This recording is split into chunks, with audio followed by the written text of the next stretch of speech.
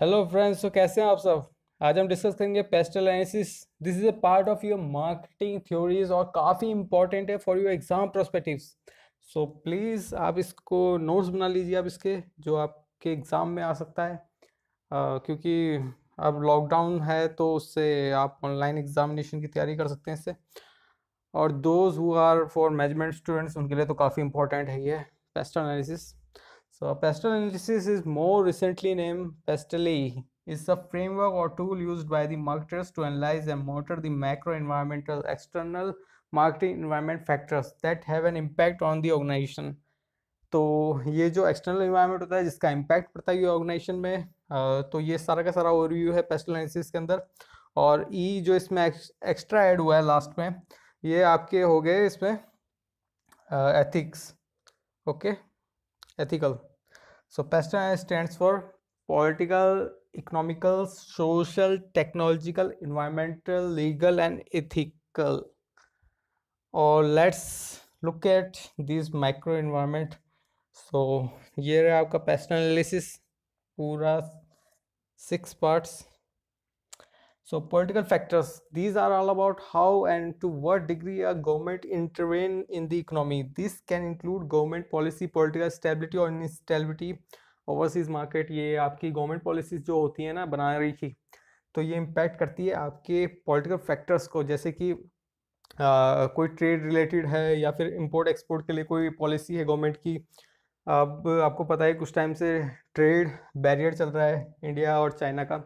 सो ऐसे इम्पैक्ट होते रहते हैं। अब इससे ये पॉलिटिकल फैक्टर्स हैं, क्योंकि इसमें आपकी कंपनीज का कोई रोल नहीं है। मतलब कि आपका ट्रेड हो रहा था, इंपोर्ट एक्सपोर्ट हो रहा है, या फिर आप इंटरनली वर्क कर रहे हैं एक स्टेट से दूसरे स्टेट में, बट किसी स्टेट की पॉलिसी एकदम से चेंज हो जाती है कि हाँ भाई हम इसमें थोड़ा सा टैक्स वगैरह बढ़ा रहे हैं, तो आप पे करना शुरू कर दीजिए। तो वो चीज़ें इम्पैक्ट कर देती हैं आपके। ये सब होता है political factors, government policies, taxation increase, ये सब it is a part of the political factors. So it is clear from the list above the political factors often have an impact on organization and how they do business. Organization needs to be able to respond to the current and anticipated future legislation and adjust their marketing policy accordingly. तो government के according ही companies को अपनी policies change करनी पड़ती है, ये नहीं कि गवर्नमेंट चेंज करेगी। ओके, हाँ लार्ज अगर कंपनीज हैं तो वो गवर्नमेंट के पास अपनी प्रॉब्लम्स लेके जाती हैं, और गवर्नमेंट कई बार ऐसा होता है कि उनकी प्रॉब्लम सुनती है, बट एज पर दी जो कस्टमर के हिसाब से होगा, जो जनता को चाहिए होगा वो गवर्नमेंट देखेगी ना। ये थोड़ी कि कंपनीज के जो चाहिए वो सब। तो जैसे अब जियो भी मोनोपोलीज की तरफ जा रहा है, तो जियो जब मोनोपोली बन जाएगा एक तरह से फ्यूचर में अगर, तो वो आप समझ लीजिए कि गवर्नमेंट का कंट्रोल ओवर तो होगा नहीं फिर उस पर। अब गवर्नमेंट किस पे डिपेंड होगी, इस प्राइवेट कंपनी पे, क्योंकि वो जो चाहेगी वो होगा मार्केट में फिर। क्योंकि मोनोपोली बहुत खतरनाक चीज़ होती है, गवर्नमेंट पॉलिसी उस पर इम्पैक्ट करने ना के बराबर होता है लगभग। हाँ मान लीजिए, हाँ इम्पोर्ट में हो सकता है। So economic factors has a significant impact on how an organization does business and also how profitable they are. Factors include economic growth, interest rate, exchange rate, inflation, disposable income of consumers and business and so on. So economic factors तो आपके purchase मतलब growth वगैरह, आपकी जो employment है इससे भी आपका रिलेटेड है। अगर अनएम्प्लॉयमेंट जनरेट होगा तो लोग कम परचेज करेंगे ज़्यादा, और महंगाई भी बढ़ेगी। महंगाई बढ़ेगी क्योंकि जब लोग परचेस कम करेंगे, एक तो ये है, तो गुड्स है आपके मार्केट में, वो आपके ये तो जो कंपनीज होंगी वो एक तो सैलरी पे नहीं कर पाएंगी कई सारे एम्प्लॉयज़ वगैरह को फुल। उसमें ये होगा कि जो कम कॉस्ट पे लेबर है वो ज़्यादा से ज़्यादा अवेलेबल हो जाएगी। और ये है कि कम लोगों पे इनकम होगी, जो मैक्सिमम पीपल होंगे नंबर ऑफ, सो वो फेस कर रहे होंगे अनएम्प्लॉयमेंट, और वो कहीं ना कहीं से सोर्स ऑफ इनकम जनरेट करने की सोच रहे होंगे। बट इसका इम्पैक्ट पड़ेगा इकोनॉमिक फैक्टर्स पे, लाइक इंटरेस्ट रेट पे, आपके एक्सचेंज रेट पे, इन्फ्लेशन हो सकता है, और कई सारे और भी इम्पैक्ट्स हो सकते हैं largely. So these factors can be further broken down into macroeconomical and microeconomic factors. Macroeconomical factors deal with the management of demand in any given economy. Governments use interest rate control, taxation policy, and government expenditure as their main mechanism they use for this. So government आपको पता है RBI के through repo rate, reverse repo rate, इन सबको control over करते हैं। और जो टैक्सेशन पॉलिसी होती है, जैसे कंपनीज के ऊपर टैक्स लगा देते हैं कि आप यहाँ पे एक्सपोर्ट कर सकते हैं तो इतना आप पे लगेगा वगैरह वगैरह। सो इन चीज़ों में जो कॉस्ट ऑफ प्रोडक्ट होती है उस पर इम्पैक्ट करता है। तो गवर्नमेंट इन सबको कंट्रोल करती है और गवर्नमेंट जब चाहे इकोनॉमिक फैक्टर्स पे अफेक्ट कर सकती है। Social factors, also known as socio-cultural factors, are the areas that involve the shared beliefs and attitudes of the population. These factors include population growth, age distribution, health consciousness, career attitudes, and so on. These factors are of particular interest and they have a direct effect on how marketers understand customers and what drives them. So factors जो होते हैं वो आपकी growth, as के हिसाब से, health conscious, career attitudes and so on. कई सारे लोग होते हैं कि हेल्थ कॉन्शियस को ज़्यादा ध्यान रखते हैं, कई सारे होते हैं कि नहीं रखते, वो सोचते हैं चलो समोसे कुछ भी पेटीज वगैरह खा लो आराम से। और कई सारे होते हैं कि जो एज डिस्ट्रीब्यूशन के हिसाब से होते हैं कि हाँ जो ओल्ड एज के ग्रुप है उनको अलग कर दो कंपनी की तरफ से, जो हमारा सेगमेंट है वो सिर्फ यंगर सेगमेंट के लिए है कंपनी का प्रोडक्ट, तो वो भी डिवाइड हो जाता है। और growth of the population growth होगी तो उसमें अपॉर्चुनिटी भी हो सकती है कंपनी के लिए, क्योंकि कंपनी जहाँ पे ग्रोथ होगी पॉपुलेशन की तो वो वहाँ पे कंपनी का प्रोडक्ट ज़्यादा डिमांडेबल भी हो सकता है, ग्रोथ भी हो सकती है या फिर डिक्लाइनेशन भी हो सकता है अगर बाय द वे टेस्ट वगैरह में चेंज हो गया। New ways of producing goods and services, तो यहाँ पे चाहिए कि नया तरीका प्रोड्यूसिंग गुड्स और सर्विसेज का नए तरीके से।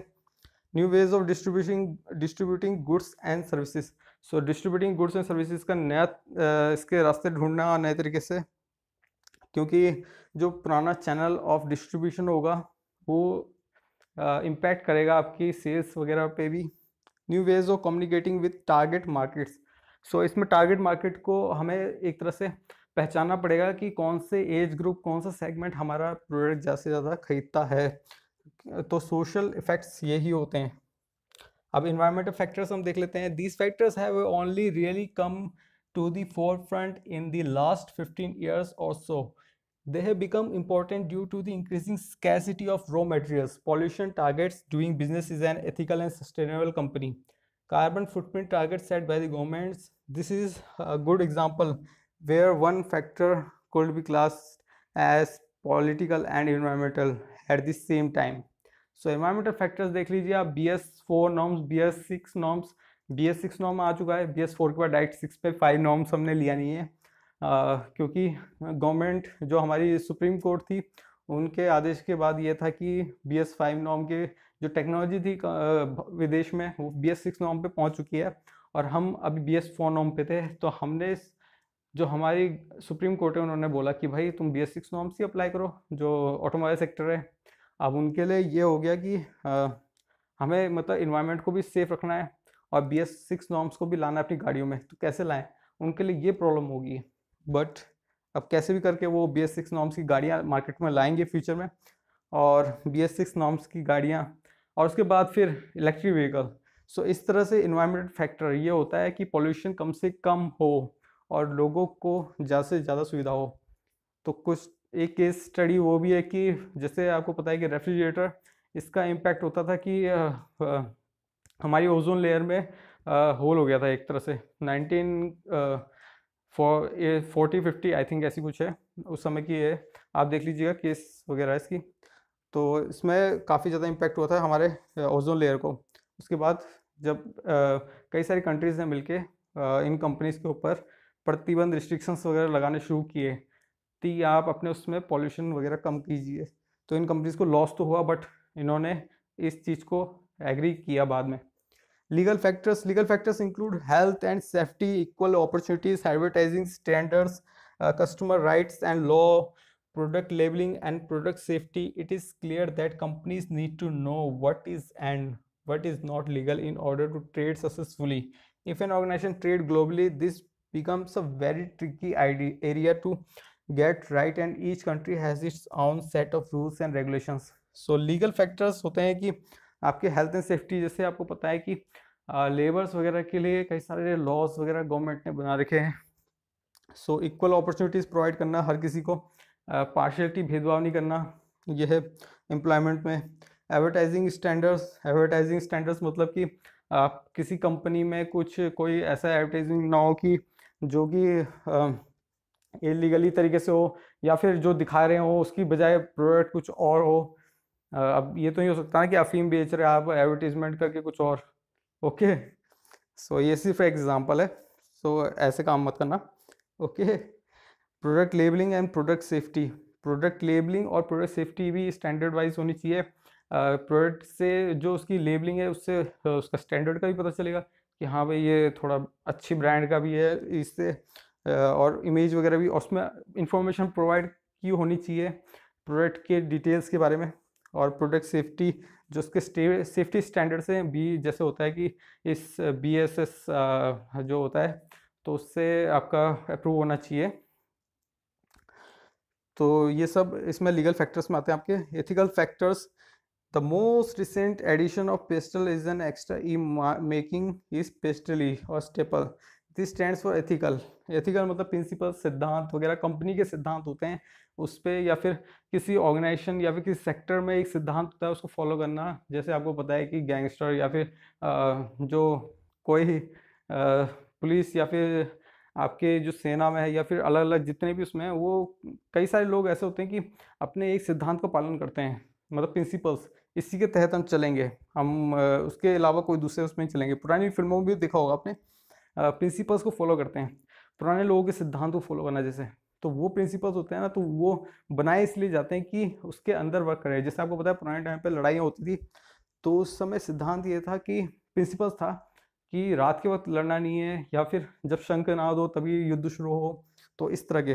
तो ये एग्जांपल है कि आपको जब इथिकल फैक्टर्स होते हैं कंपनी के, जैसे प्रिंसिपल्स होते हैं सिद्धांत, तो वैसे ट्रेड करो उसी हिसाब से। So big brands often take part in CSR, corporate social responsibility. Example included in it, Innocent's Big Knit campaign, creating hats for their drinking to raise money for AIDS UK. McDonald's youth program to provide pre-employment training and development. और Barclays का है digital eagle programme which provides training on coding and information on digital skill for staying safe online and improving confidence. So ये these companies के कुछ examples थे कि corporate social responsibility का part बनी है और लोगों की मदद करने के लिए आगे बढ़ी है, मतलब लोगों की मदद की सोसाइटी में डेवलपमेंट के लिए। तो स्टेपल जो कि पेस्टल का एक तरह से थोड़ा सा एक्सटेंडेड हो गया या फिर उसका रिवर्सिबल वर्जन हो गया। सो स्टेपल ये है social, technological, economical, environmental, political, legal and ethical. So ये भी आपका इसमें कंप्लीट हो चुका है। अगर स्टेपल भी आ जाए तो वो पेस्टल ही है, समझ लीजिए। Okay, so thank you for listen this. और आपको लेक्चर अच्छा लगा हो तो इसको लाइक और शेयर जरूर कर दीजिएगा चैनल को। Okay, thank you.